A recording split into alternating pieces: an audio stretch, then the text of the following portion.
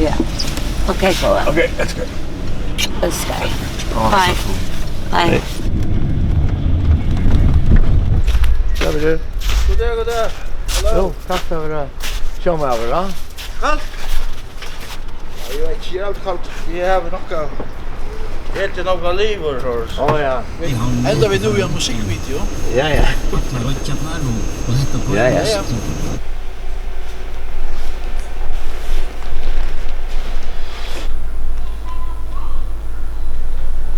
Lyingar söva Jesus här, som jag har gjort i, det var i 2012. Det är det man kallar för brotamyndar. Eller mosaik är mynden av krossfästningarna och Getsemane.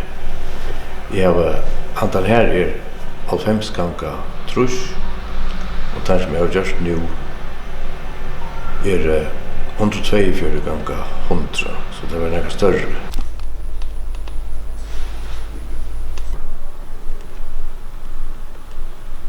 Jag älskar det, helst flera för som kommer ur London. Eitt, kan vara det från. Det var ju också så här Asien eller också en öl intresse. Ja. Ordentliga. Det var stolt för det.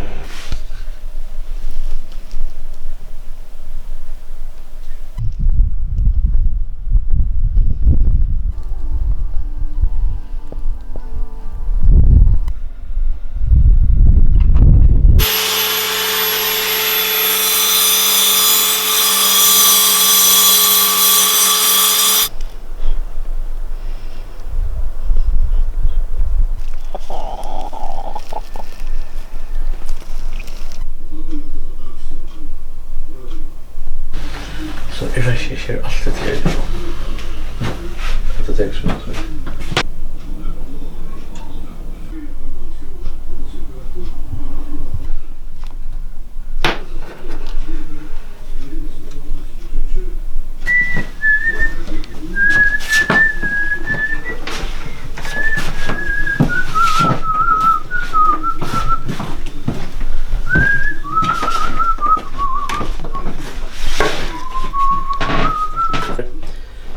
Som är här uppe i himmelen är så en centrum är mittsteiner ur nok. Och så kan man ta det som hänga upp ena för så kan man filma teater det ser man hänga. Det tvär imiska mynter, alltså han den här är polerad och han den inte polerad. Och det hade nog så gott att det passar väl samman med variation. Men den här är krossen, hon är ägst mer spännande hvis jag gör såna myska. Men jag vill behalta det här matta det och ställaktiga.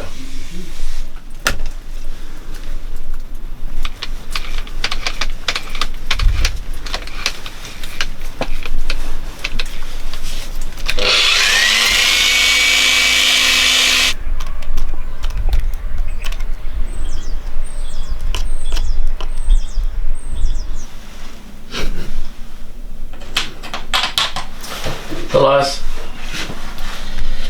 Nu är det livet fyrlöv att polera. Jag har beställt några finare skivor till att arbeta sin mer vid kontrasten. Och så har vi beställt en buffare så att göra det extra glatt.